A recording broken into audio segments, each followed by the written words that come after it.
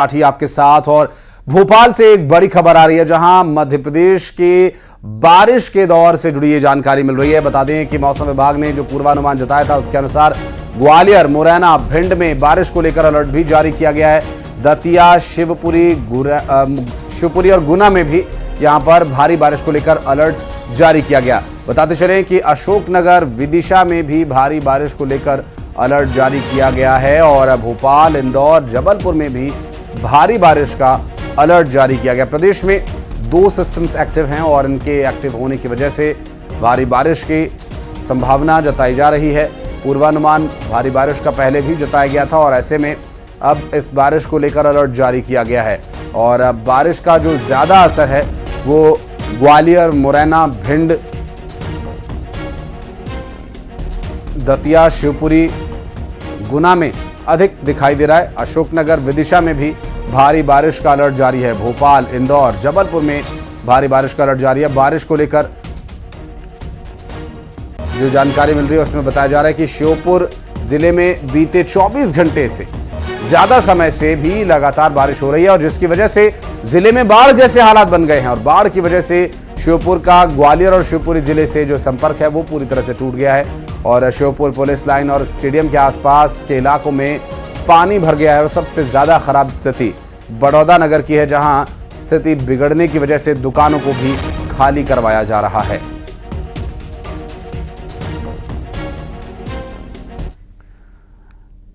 तो मध्य प्रदेश के शिवपुरी जिले में शुक्रवार देर रात से शुरू हुआ बारिश का सिलसिला बदस्तूर जारी है और जिले में रात 11 बजे से ये बारिश शुरू हुई और मूसलाधार बारिश हुई। जिले में बाढ़ जैसे हालात उत्पन्न हो गए हैं। शहर की निचली बस्तियों में पानी आ भरा है। कई कॉलोनीज में लोग जल जमाव की वजह से घरों में कैद हो गए हैं। लगातार हो रही बारिश की वजह से जनजीवन बुरी तरह से प्रभावित हुआ है। वहीं मौसम विभाग ने जिले में अभी और बारिश होने की संभावना जताई है। तो इस बारिश का जो असर है वो पूरे मध्य प्रदेश में तो दिख ही रहा है और खासकर शिवपुरी जिले में बाढ़ जैसे हालात बन गए हैं और ये सिलसिला बीती रात से जारी है। वासु चौरे हमारे सहयोगी और अशोक अग्रवाल हमारे 2 सहयोगी इस वक्त हमारे साथ जुड़ गए हैं। पहले अशोक के पास चलते हैं जो शिवपुरी से हमारे साथ इस वक्त मौजूद है। अशोक, क्या हालात हैं? कल रात से ही बारिश हो रही है, अभी क्या स्थिति है फिलहाल? देखिए, मैं आपको बता दूं, रात 11 बजे से जो बारिश का सिलसिला शुरू हुआ है वो अभी भी जारी है। अब थोड़ी रिमझिम बारिश हो रही है लेकिन पूरी रात तेज बारिश हुई है जिसके कारण काफी निचली बस्तियों में काफी पानी भर गया है। ताल तलैया पूरी तरह लबालब हो गई हैं। जो यहाँ का एक प्राकृतिक झरना है भदैया कुंड, वो काफी ऊपर से काफी तेजी से बह रहा है। तो इस तरह कुल मिलाकर के जो शहर की जो तस्वीर है वो काफी समय जनजीवन पूरी तरह अस्त व्यस्त है। लोग सुबह होने के बावजूद भी घरों में कैद होने को मजबूर हैं क्योंकि पूरा जो शिवपुरी शहर है वो ताल तलैयों का शहर माना जाता है। थोड़ी सी बारिश होने पर ही घरों तक पानी पहुंच जाता है। यही वजह है कि जो रात भर जो बारिश हुई है उसके कारण लोग अपने घरों में रहने के लिए मजबूर हो गए हैं। जी वासु, अभी मौसम विभाग की तरफ से भी अलर्ट जारी किया गया है जिसमें ग्वालियर, मुरैना, दतिया, भिंड जैसे जिलों के लिए भी ये पूर्वानुमान जताया गया कि आगे 2 सिस्टम एक्टिव होने की वजह से और अधिक बारिश हो सकती है। जनजीवन प्रभावित रहेगा फिर? निश्चित तौर पर देखिए, बारिश जो है वो प्रभावी रूप से पूरे मध्य प्रदेश में अपना फैलाव जो है वो कर चुकी है और इस पूरे मानसून सीजन को लेकर मौसम विभाग ने पहले ही अलर्ट जारी किया था कि सामान्य और कई जगहों पर सामान्य से अधिक जो बारिश है वो होने वाली है। इसलिए लगातार अलग अलग सिस्टम बन रहे हैं जिनके चलते जो रेनफॉल की गतिविधियां हैं वो बढ़ती हुई दिखाई दे रही हैं। खासतौर पर अगर आप ग्वालियर चंबल के इलाके में देखें तो वहां पर पिछले दिनों में अच्छी बारिश देखने को मिली है। निमाड़ में कई जगहों पर अच्छी बारिश हुई है। भोपाल और आसपास के इलाकों में भी अब बारिश का दौर जो है वो शुरू हो गया है। कल यहाँ पर झमाझम बारिश हुई और आज भी सुबह से काले घने बादल जो हैं वो छाए हुए हैं, यानी कि आज दिन में भी यहाँ पर अच्छी खासी बारिश का जो दौर है वो देखने को मिलेगा। इसके अलावा जो मध्य प्रदेश का विंध्य और महाकौशल का इलाका है वहां पर भी जो बारिश है वो होने की संभावना बताई जा रही है। कई जगहों पर गरज चमक के साथ बारिश होने की संभावना है और ऐसे मौसम में बिजली गिरने का जो एक खतरा है वो भी बना रहता है। तो लिहाजा लोगों को थोड़ी सी सावधानी भी बरतनी पड़ेगी, क्योंकि टर्फ सिस्टम के अलावा 2 और साइक्लोनिक सिस्टम है वो भी मध्य प्रदेश में आने वाले समय में एक्टिव होंगे, जिनके चलते अच्छी खासी जो बारिश है वो प्रदेश के अलग अलग इलाकों में, अलग अलग हिस्सों में देखने को मिल सकती है। और जो प्रशासनिक स्तर पर बारिश को लेकर तैयारियां होती हैं उनको लेकर भी दावे किए जा रहे हैं कि तैयारियां पूरी हो चुकी हैं। अगर कहीं पर भी किसी तरीके की कोई इमरजेंसी सिचुएशन बनती है तो उससे डील करने के लिए जो रैपिड एक्शन फोर्सेस हैं उनकी जो तैनाती है, उनकी जो अलर्टनेस है वो पहले ही जारी कर दी गई है, ताकि तुरंत मौके पर पहुंच के मदद की जाए। लेकिन फिलहाल अगर भोपाल में हम अगर इस स्थिति को देखते हैं तो उतनी बारिश नहीं हुई है जैसा कि स्थिति में फिर हालात बिगड़ते हुए दिखाई देते हैं, नजर आते हैं। पर आने वाले समय में इस तरीके के जो हालात हैं वो बन सकते हैं। आप देखना होगा कि भोपाल में जो प्रशासनिक तैयारियों के दावे हैं वो कितने सफल साबित होते हैं। जी स्वाभाविक है, और चूंकि मौसम विभाग की तरफ से पूर्वानुमान जारी किया गया है और ऐसे में लोगों को भी अपने जो काम हैं वो थोड़े से रिशेड्यूल करने हो सकते हैं। हालांकि वीकेंड है, बहुत ज़्यादा प्रभाव तो नहीं पड़ेगा, लेकिन बारिश होने की वजह से जो जलजमाव हो रहा है वासु, वो एक समस्या का कारण जरूर बन सकता है, जैसा कि अभी अशोक बता रहे थे शिवपुरी में परिस्थितियां बन रही है। अशोक, बहुत बहुत शुक्रिया आपका इस पूरे मामले पर जानकारी देने के लिए। वासु, आपका भी बहुत बहुत धन्यवाद। वासु, आप रहिएगा हमारे साथ, कुछ और खबरों पर आगे डिटेल वासु से लेंगे। बढ़ते हैं आगे। भोपाल में मध्य प्रदेश कांग्रेस की 2 दिन की बैठक, और आज और कल प्रदेश कांग्रेस की बड़ी बैठक होनी है। विधानसभा चुनाव में हारे प्रत्याशियों की ये बैठक होगी, जिसमें विधायकों और प्रत्याशियों के साथ मंथन किया जाएगा। और इस मंथन की यदि बात करें तो प्रदेश प्रभारी भंवर जितेंद्र सिंह यहां उनकी बैठक लेंगे। पार्टी को मजबूत करने को लेकर मंथन किया जाएगा, और ऐसे में इस बैठक की, इस मंथन की क्या महत्वता है, बैठक के बाद और स्पष्ट होगा। हालांकि इसमें हार की समीक्षा जैसी अभी तक कोई बात स्पष्ट नहीं हुई है, लेकिन विधानसभा चुनाव में हार की वजह क्या रही जरूर तलाशने का प्रयास रहेगा। क्योंकि जो प्रत्याशी चुनाव हार गए थे उन्हें इस बैठक में बुलाया गया। वासु के पास चलेंगे। वासु, समझने की कोशिश करेंगे कि ये हार पर समीक्षा बैठक हो रही है, कारण जांचे जाएंगे, या फिर आगे किस तरह से जो प्रत्याशी हारे हैं उन्हें आगे 5 साल किस तरह से अपने क्षेत्र में एक्टिव रहना, इसके संबंध में निर्देशित किया जा सकता है। क्या है इसका आधार और क्या एजेंडे रहेंगे इस बैठक के? बिल्कुल आशीष, देखिए कांग्रेस हार पर तो कई बार मंथन कर चुकी है। विधानसभा चुनाव के जो नतीजे आए थे उसको लेकर लगातार बैठकें हुई और कई कारण भी जो है कांग्रेस ने वहां पर ढूंढने की कोशिश की, कुछ कारण सामने भी आए। फिर लोकसभा के चुनाव में भी हालात कुछ बदले नहीं, उसी तरीके की स्थितियां रही। फैक्ट फाइंडिंग कमेटी दिल्ली से आई, उन्होंने उन तथ्यों को खंगालने की कोशिश की कि क्यों बार बार मध्य प्रदेश में कांग्रेस को हार का सामना करना पड़ता है। लेकिन आज और कल जो बड़ी बैठकें होनी है उसमें खास बात यह है कि जीते और हारे सभी प्रत्याशियों को बुलाया गया है विधानसभा चुनाव के, और कांग्रेस का इससे सीधा सीधा स्पष्ट संदेश यह है कि हम लगातार मेहनत करेंगे और आने वाले समय में पार्टी को मजबूत करने के लिए पूरी कोशिश करेंगे। देखिए, प्रत्याशी उन्हीं नेताओं को बनाया जाता है, उन्हीं कार्यकर्ताओं को बनाया जाता है जिनका अपने अपने क्षेत्र में एक अलग प्रभाव होता है, जो वहां के जातीय, क्षेत्रीय और सियासी समीकरणों में फिट बैठते हैं। तो कांग्रेस लगातार उन नेताओं को अपने साथ लेकर चलने की एक कोशिश कर रही है, एक मैसेज देने की कोशिश कर रही है कि पार्टी निरंतर संगठित रहने वाली है और निरंतर संघर्ष करने वाली है। आप लोग अपने क्षेत्रों में सक्रिय बने रहें, इसलिए उन 230 प्रत्याशियों को लगातार भोपाल बुलाया जा रहा है। एक एक रेगुलर इंटरवल्स पे जो बैठकें हैं वो कहीं ना कहीं कांग्रेस के अंदर हो रही हैं। और अब जो डिस्ट्रिक्ट बॉडीज होती हैं, चाहे जिला अध्यक्ष हो, ब्लॉक अध्यक्ष हो, शहर अध्यक्ष हो, और जो बूथ पर जिनको अलग अलग जिम्मेदारी दी जाती है, उनके साथ साथ प्रत्याशी जो थे उनको भी कांग्रेस की एक्टिव रखने की एक कोशिश जो है वो इस पूरी बैठकों से नजर आ रही है कि उन्हें अलग अलग जिम्मेदारियां जो है वो सौंपी जाएं, ताकि इन विधानसभा क्षेत्रों में आने वाले चुनाव तक कांग्रेस पार्टी जो है वो मजबूत नजर आए। तो हार की समीक्षा एक अलग चीज है, और अब आने वाले समय में रणनीति बनाने पर मुझे लगता है कि कांग्रेस का ज्यादा फोकस होगा कि कैसे पार्टी की विचारधारा को घर घर पहुंचाने का काम किया जाए।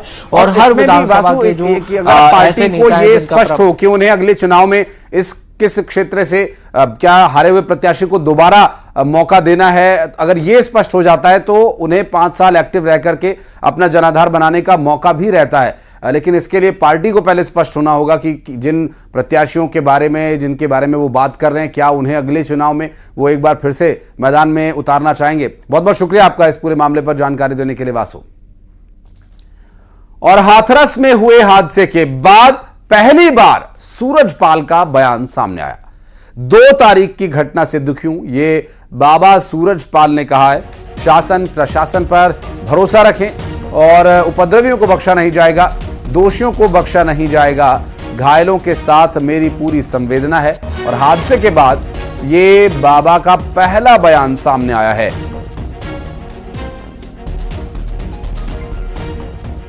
हम 2 जुलाई की घटना के बाद बहुत ही व्यथित हैं। प्रभु हमें बस संगत को इस दुख की घड़ी से उबरने की शक्ति दें। सभी शासन एवं प्रशासन पर भरोसा बनाए रखें। हमें विश्वास है जो भी उपद्रवकारी हैं वो बख्शे नहीं जाएंगे।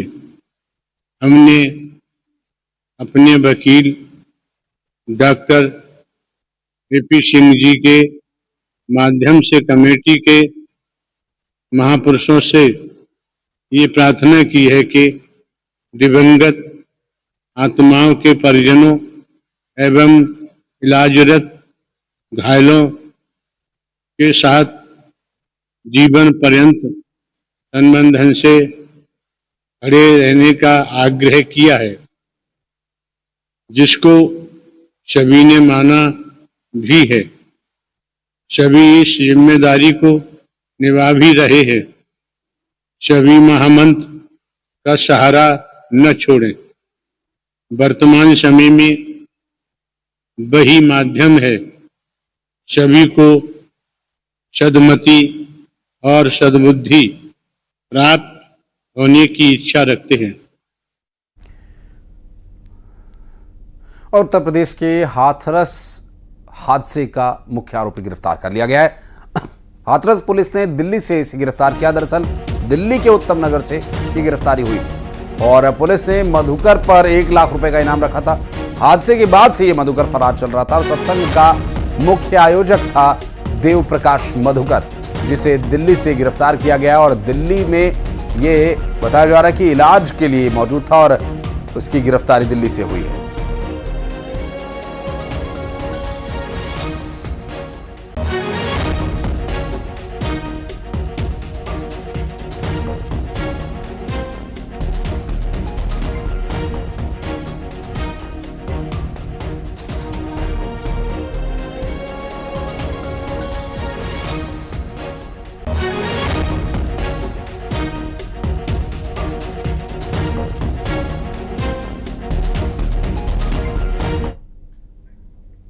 और बढ़ते आगे आपको बता दें दुर्ग से एक अहम खबर, जहां चोरी हुआ ट्रेलर लावारिस हालत में मिला है। रायपुर दुर्ग मार्ग पर यह ट्रेलर मिला है। 22 टन लोहे से लदा ट्रेलर छावनी क्षेत्र से चोरी हुआ था और ट्रेलर सुनसान क्षेत्र में पार्क करके चोर फरार हो गए। और अब इस ट्रेलर को चोरी क्यों किया गया, क्या कारण था, यह अभी तक स्पष्ट नहीं हो पाया, क्योंकि बताया जा रहा है कि ट्रेलर सुनसान इलाके में जो इस पर सामान लदा हुआ था पूरे सामान के साथ वहीं पर खड़ा मिला और करीब 22 टन इस पर लोहे की एंगल और तमाम जो बिल्डिंग मटेरियल में इस्तेमाल होने वाले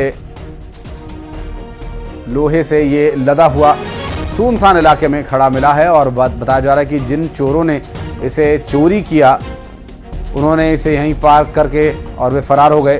दरअसल ये दुर्ग से रायपुर दुर्ग मार्ग पर ट्रेलर मिला है। 22 टन लोहे से लदा हुआ ट्रेलर छावनी क्षेत्र से चोरी हुआ था और अब सुनसान जगह पर यह खड़ा मिला है।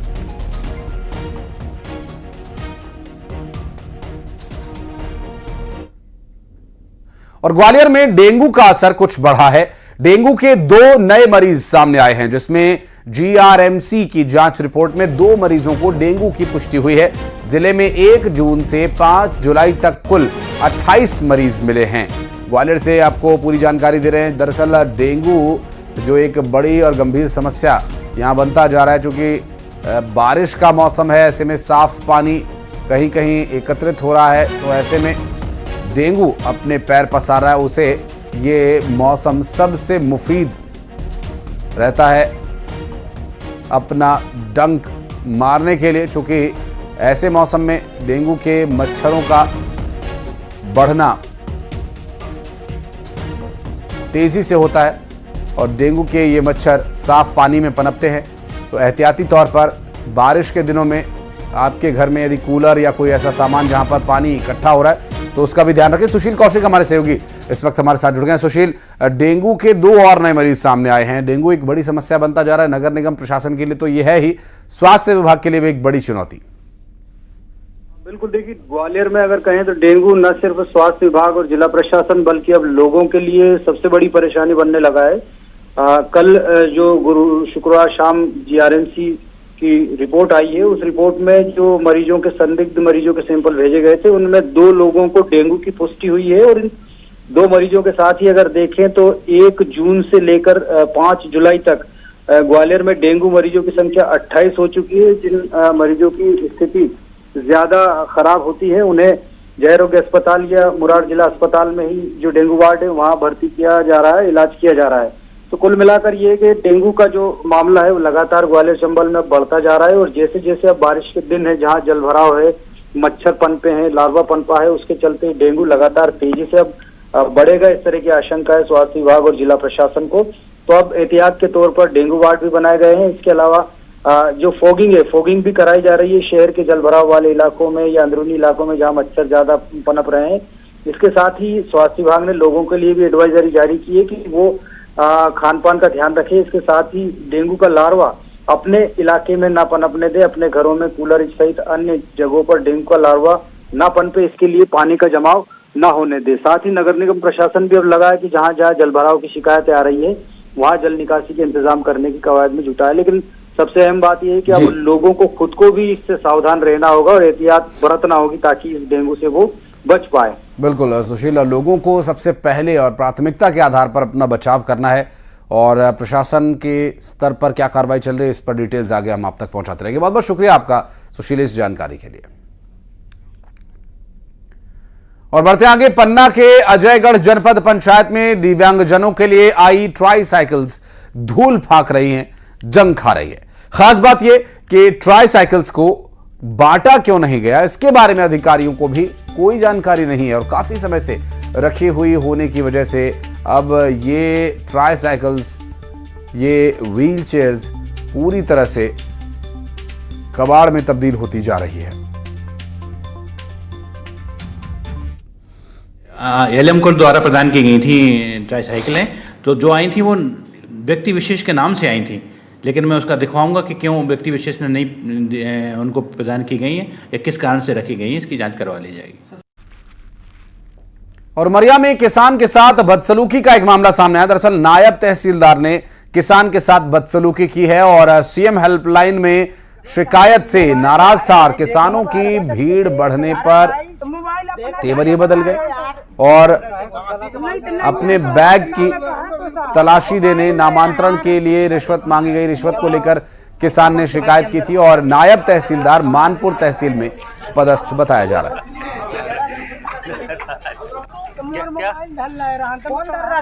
अपना नहीं है शिकायत, लड़का है मोरे गाँव के। अरे देख कहाँ रखी मोबाइल, देख। अरे भाई देखो मोबाइल, अरे भाई तो मोबाइल अपना झटक रहा है यार, जो बोल रहे हैं नहीं तो नहीं है तो अभी तो नाम है तो साहब मोबाइल ले रहे हैं, पुस्तिका देखो ना मोबाइल रखो उसके बैग के अंदर रखो।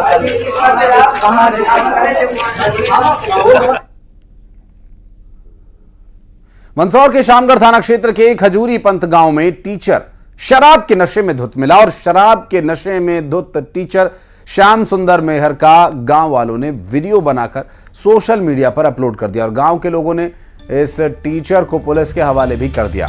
पुलिस ने श्याम सुंदर का मेडिकल कराया और अब आगे की कार्रवाई की जा रही है। दुर्ग में भगवान जगन्नाथ की रथ यात्रा की तैयारी जोर शोर से चल रही है। बता दें कि भव्य रथ यात्रा कल निकाली जानी है और जगन्नाथ प्रभु आज अपने नवयौवन रूप में भक्तों को दर्शन देंगे। आज नेत्रोत्सव मनाया जाएगा। स्नान पूर्णिमा के बाद से बंद मंदिरों के आज पट खुल जाएंगे।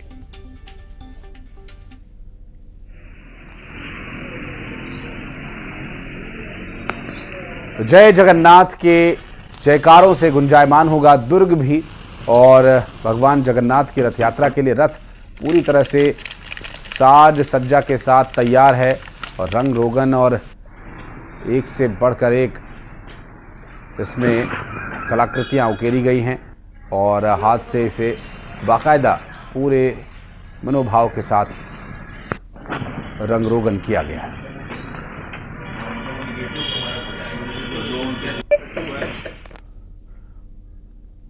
बढ़ते हैं आगे। फटाफट अंदाज में 20 बड़ी